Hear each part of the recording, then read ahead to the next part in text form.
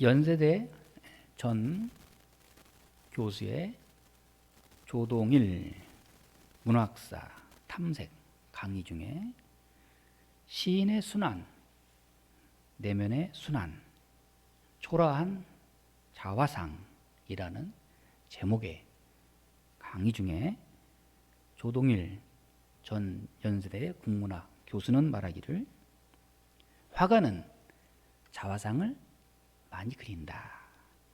그러면서 그 이유를 세 가지로 말합니다.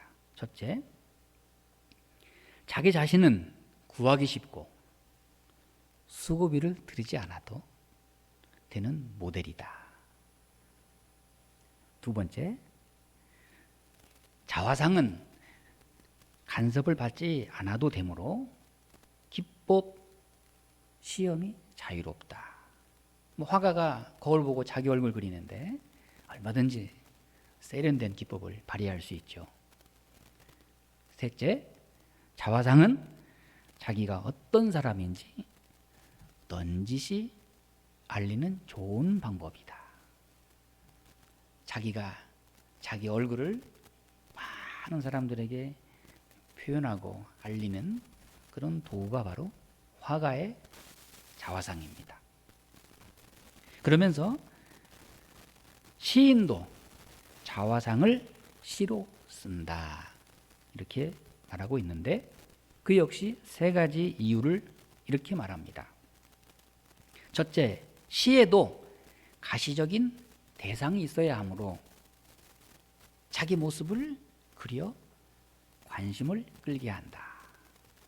둘째, 어느 경우에든지 가능한 기법 시험을 자화상 시에서 별나게 하고자 한다. 시인 역시 자기 자신을 시적 대상으로 표현할 때 여러 가지 표현의 방법을 총동원해서 이렇게 시를 씁니다. 셋째는 자기가 어떤 사람인지 내심을 드러내 알려주는 최상의 기회를 적극 활용한다. 어떻습니까? 화가가 자기 얼굴을 그리는 그 마음이나 시인이 자기의 마음 속내를 밝히는 그 속 사정, 공통점이 있지요. 시인이나 화가나 남들에게 다 자기를 알리고 싶습니다. 자기의 있는 실체를 보여주고 싶어요. 여러분, 한번 묻겠습니다. 거울 속에 비치는 내 얼굴과 사진 속에 비춰지는 내 얼굴, 둘 중 어느 것이 더 예뻐 보입니까? 날마다 여러분 핸드폰 가지고 셀카를 찍잖아요. 이렇게 찍고, 그리고 또 거울을 하루에 몇 번 보죠. 자, 여러분 한번 정답을 한번 말해 보시기 바랍니다. 거울 속에 비춰지는 내 얼굴과 사진 속에 보여지는 내 얼굴, 둘 중에 어느 것이 더 예뻐 보일까? 사람들은 어느 쪽을 더 예쁘다고 말할까? 아무도 정답을 말씀 안 하시길래 제가 말씀드리겠습니다. 정답은 거울 속에 보여지는 자기의 얼굴이 항상 예뻐 보입니다. 그 이유는 무엇일까? 첫째, 우리는 사진 속 내 얼굴보다는 거울 속 내 모습을 더 많이 보기 때문입니다. 그만큼 우리는 익숙해져 있습니다. 그러면서 거울 속에 보여지는 자기의 모습을 항상 보면서 참 예쁘다. 참 잘 만들어졌다. 하나님은 참 멋지게 나를 만들어주셨다. 두 번째는 박자 맞춰서 하시고 두 번째는 예뻐 보인다라고 생각하는 그 부분을 집중적으로 보기 때문에 예뻐 보입니다. 예를 들면 눈이 쌍꺼풀져서 이뻐 보이면 자꾸 거울에 가까이 눈을 쳐다보면서 어쩌면 이렇게 눈이 잘생겼냐 하고 자꾸 그 부분만 자꾸 집중적으로 보기 때문에 보면 볼수록 더 예뻐 보여요. 근데 사진은 반대입니다. 사진은 이게 본래 내 모습이 아닌데 잘못 나왔어. 그러면서 예쁘지 않다고 사진은 무시하는 그런 일이 많이 있습니다. 이제 여러분에게 한 가지 더 묻고 싶은 질문이 있는데, 그러면 거울 속에 보여지는 내 모습과 사진 속에 보여지는 내 모습, 둘 중에 어느 것이 내 진짜 모습입니까? 참 대답하기 어려운 질문이죠. 그런데 인정할 것은 인정해야 합니다. 자기가 예뻐 보인다고 생각하는 내 거울에 보여지는 그 모습이 아니라 사진 속에 보여지는 내 얼굴, 다른 사람이 찍어주는 그 사진 속에 보여지는 내 모습, 그것이 나 자신의 실제 모습이라는 것을 우리는 인정해야 합니다. 그 사진 속에 보여지는 내 모습이 나의 실체이기 때문입니다. 모든 초상화에 가장 으뜸을 뽑으라고 하면 1650년에 그린 디고의 벨라스케스의 그 화가가 그린 이노켄티우스 10세의 초상화입니다. 이건 이 지구상에 존재하는 모든 초상화 중에서 최고로 걸작으로 뽑는 초상화입니다. 그만큼 값도 어마어마하게 상상할 수 없을 정도로 아주 비싼 값으로 매겨지는 그런 유명한 초상화가 있습니다. 교황 10세의 얼굴을 그린 바로 그런 초상화입니다. 이 교황 이노켄티우스라는 사람이 벨라스케스의 그 화가의 그림 솜씨를 잘 듣고 그 화가가 자화상을 잘 그린다는 소문을 듣고 그 화가를 불러들여서 교황이 그 화가에게 자기의 얼굴을 그리라고 주문을 합니다. 이 화가는 교황의 얼굴을 정말로 성심을 다해서 진실하게 정성을 다해서 불후의 명작 같은 그런 자화상을 그렸습니다. 그런데 어떻게 되었을까요? 이 그림을 완성해 가지고 교황 10세 이노켄티우스에게 갖다 줬더니 교황이 그 그림을 보는 순간 크게 낙심을 하는 거예요. 그러면서 그 그림을 서재의 한 구석에 처박아 놓고 자기의 생전에 한 번도 보지 않았다고 합니다. 그리고는 무려 200년 동안이나 세상 밖으로 그 그림이 알려지지 않았어요. 그런데 그 이후에 이게 나중에 전시되면서 후대 사람들이 이 자화상이야말로 걸작이다, 명품이다, 최고의 으뜸이 되는 자화상이다. 왜 그랬을 것 같습니까? 이 자화상의 주인공 된 교황 10세가 그 자기의 얼굴을 그린 그림을 보는 순간 크게 낙심한 이유는 다른 게 아니에요. 거룩한 성직자의 이미지는 하나도 없고 심술궂은 고집센 노인의 모습을 하고 있는 자신의 모습을 보는 순간 그는 낙담했습니다. 그리고 몹시 불쾌했던 것입니다. 그래서 그는 그 자화상 그림을 한쪽에다가 보이지 않게 그렇게 외면을 뗀 것이고, 그리고 나서 이 교황은 벨라스케스의 화가에게 한마디를 합니다. 이 그림은 너무 진실되다. 여러분, 어떤 진실을 말하는 것일까요? 그 그림 속에 있는 자신의 모습, 그 야망과 허영과 그런 위태로운 모습을 적나라하게 보여주는 자신의 모습을 보고 그는 크게 낙심했던 것입니다. 이처럼 내가 내 얼굴을 보는 생각과 다른 사람이 나를 보는 모습은 전혀 다르다는 이야기입니다. 사랑하는 여러분, 다르다는데 우리가 좀 인정을 해야 하고 다른 사람이 나를 보는 그러한 실체를 우리가 볼 수 있어야 합니다. 사람의 고통 가운데 가장 큰 고통은 배고픔도 아니고 가난한 것도 아니고 어디가 아픈 것도 아니고, 사람들은 말합니다. 가장 큰 고통은 배신이다. 믿었던 사람들로부터 속았을 때, 또는 더 무서운 배신은 자기 자신으로부터 오는 배신감입니다.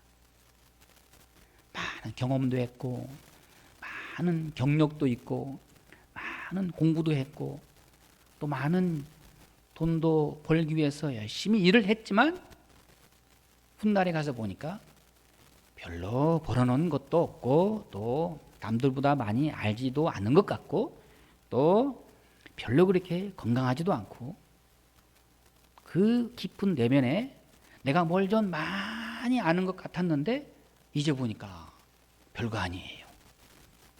이와 같이 자기가 자기 자신에게 속는 그거야말로 가장 큰 배신감의 고통이 되는 것입니다.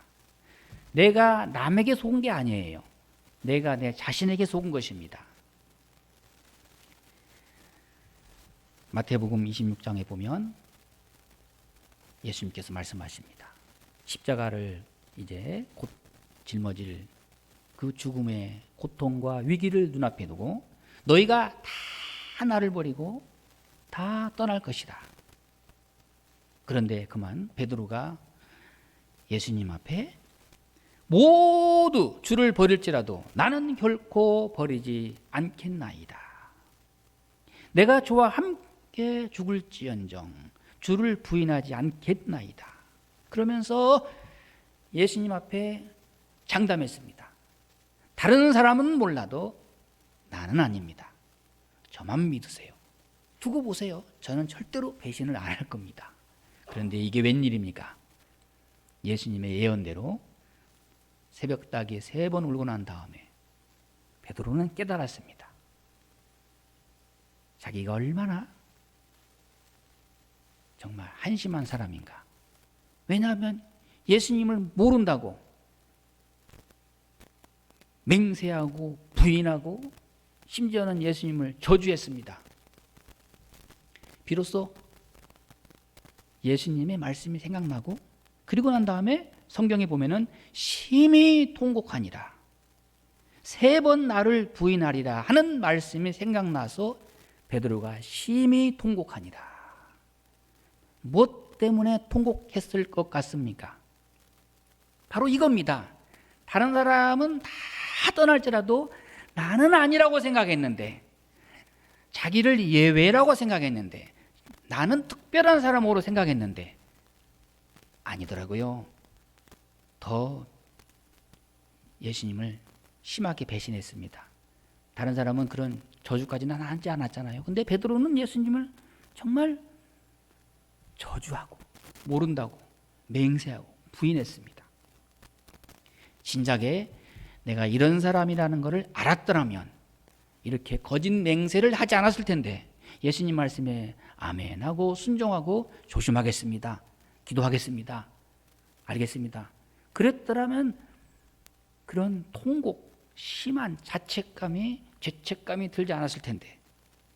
여러분, 그러므로 우리는 나의 실체를 우리가 잘 볼 줄 알아야 되고 또 인정할 줄 알아야, 그래야만이 비로소 참 평안과 참 사람의 모습을 우리가 확인할 수 있는 것입니다. 오늘 시편 106편의 말씀은 민수기 20장에 있는 사건을 반영한 말씀입니다. 전체적으로 쭉 묵상해 보면 이스라엘 백성들이 출애굽한 다음에 광야에서 가나안 땅을 향해 가면서 그들이 하나님 앞에 얼마나 불순종하고 반항했던지 거기에 나오는 이 역사적 사건을 들어서 오늘 우리에게 말씀해 주고 있습니다. 먼저 모세는 어떤 사람입니까? 모세는 하나님의 사람입니다. 믿음의 사람입니다. 하나님께 순종해서 이스라엘 백성을 구원하는 엄청난 기적을 체험했고 또 큰 위협을 이룬 영적 지도자입니다. 그러나 결정적인 순간에 모세는 추락합니다. 추한 자기의 모습을 발견합니다. 이스라엘 백성들이 하나님을 원망하면서 그리고는 틈만 나면 모세를 죽이겠다고 협박합니다. 그러면서 이스라엘 백성들은 입버릇처럼 늘 하는 말이 일찍이 다른 사람들 죽을 때 같이 죽었더라면 좋았을 걸. 왜 우리에게 이런 고생을 시키느냐. 그렇게 후회하고 하나님을 원망하고 모세를 죽이겠다고 날마다 모세를 달달 볶아요. 그리고 또 이스라엘 백성들이 다시 애굽으로 돌아가자 하면서 운동을 하는 거예요. 이에 모세는 너무 기가 막혔습니다. 그리고는 격분합니다. 하나님의 엄청난 기적 가운데 우리가 홍해를 건넜고 하늘에서 만나를 먹고 있고 반석에서 물을 먹고 낮에는 구름 기둥, 밤에는 불 기둥으로 하나님의 보호하심 가운데 여기까지 왔는데 왜 이렇게 하나님을 끝까지 원망하다니. 모세는 더 이상 참을 수가 없었습니다. 그리고는 화가 머리 끝까지 치밀어 올랐습니다. 여기서 모세가 그만 큰 실수를 저지릅니다. 반석 앞에 서서 민수기 20장 10절에 보면 모세와 아론이 그 회중을 그 반석 앞에 모으고 모세가 그들에게 이르되 반역한 너희여 하고 모세가 격분합니다. 여기서 이 반역한 너희여라는 말은 어떤 말입니까? 이 나쁜 놈아 그런 정도의 말이 아니에요. 이 망할 놈의 자식들아, 이 페루나 같은 놈들아, 구제불능인 너희들아, 소망이 없는 이 불쌍한 죄인들아. 모세가 이렇게 원망하는 이스라엘 백성들 앞에 악담을 했습니다. 그리고 또 모세가 말합니다. 우리가 너희를 위하여 이 반석에서 물을 내랴. 얼마나 모세가 교만해졌는지 하나님이 모세에게 명하여서 물을 내게 하신 거지 모세가 물을 내고 싶어서 물을 낸 게 아니잖아요. 그럴 능력도 없는 사람이에요. 그런데 모세가 순간 내가 너희를 위하여 이 반석에서 물을 내랴. 그러면서 모세는 반석을 지팡이로 2번이나 꽝꽝 내려쳤습니다. 이것이 하나님 앞에는 큰 죄가 된 것입니다. 하나님은 모세의 혈기를 보셨어요. 반항하고 악담하고 절망하고 불순종하고 반역하는 원망하는 이스라엘 백성들 앞에 한 수 더 떠서 그 이스라엘 백성들을 그렇게 악담하는 그 모세의 그 모습을 하나님은 심판하십니다. 그 모세 안에 있는 그 숨은 진실이 확 드러날 때 마치 그 자화상에 있는 그 모습처럼 그 실체가 그대로 드러나는 것을 하나님은 보셨습니다. 그리고 하나님 말씀하십니다. 민수기 20장 12절 말씀에 너희가 나를 믿지 아니하고 이스라엘 자손의 목전에서 내 거룩함을 나타내지 아니한 고로 너는 가나안 땅에 못 들어간다. 자, 여기서 생각해 볼 문제가 있습니다. 모세가 지금 엄청난 실수를 저질렀는데 이것이 어쩌다가 한번 나온 자기도 모르는 그런 우연성입니까? 아니면 그 모세의 깊은 곳에 숨겨져 있던 본체가 나온 것입니까? 하나님은 그 모세의 본체를 보셨습니다. 꾹꾹 눌렀고 숨겨두었던 자기의 실체가 그대로 드러나는 것을 하나님은 보시고 말씀하시고 심판하십니다. 하나님께서는 모세의 자화상을 보셨습니다. 그리고 말씀하십니다. 너는 거룩한 사람이냐? 너는 이스라엘의 영적 지도자가 맞느냐? 이것이 너의 본성이냐? 하나님은 이렇게 말씀하십니다. 그 순간 모세는 여기에서 하나님의 말씀과 심판을 있는 그대로 받아들입니다. 사랑하는 여러분, 이것이 믿음입니다. 모세는 그 순간 아니요, 나는 그런 사람이 아니고요, 나는 본래 그런 사람은 아닌데 나도 모르게 그런 말이 없어요. 그냥 하나님 앞에 맞습니다. 그렇습니다. 이것이 제 본성입니다. 이것이 제 실체입니다. 그러므로 모세는 새로운 일을 다시 시작할 수 있게 된 것입니다. 모세도 변명할 말이 있었겠죠. 그런데 그 누구도 변명하지 않았습니다. 누구 때문이라고 원망하지도 않았습니다. 하나님이 말씀하실 때 맞습니다. 그게 저의 모습입니다. 나의 실체입니다.